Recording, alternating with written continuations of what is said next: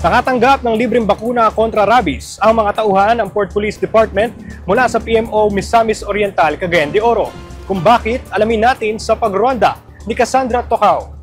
Sa pakikipagtulungan ng City Health Office, ang Port Management Office ng Misamis Oriental, PMO-MOC ay matagumpay na nakapagbigay ng unang dosis ng anti-rabies na bakuna sa mga tauhan mula sa Port Police Division noong Enero 21, 2025 sa Animal Bite Treatment Center City Health Office.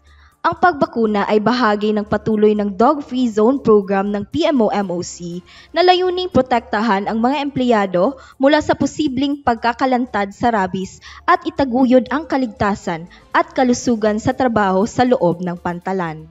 Ang programa ng anti-rabies na bakuna ay isang mahalagang bahagi ng Dog-Free Zone program ng PMO na naglalayong mabawasan ang presensya ng mga asong ligaw sa loob ng pantalan.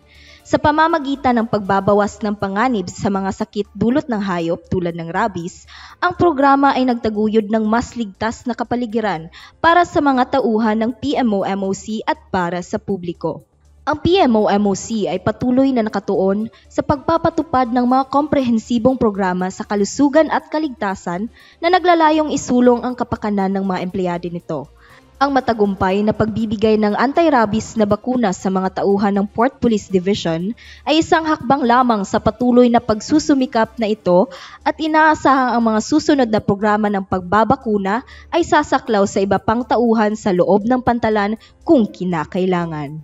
Cassandra Tocao para sa PPA TV.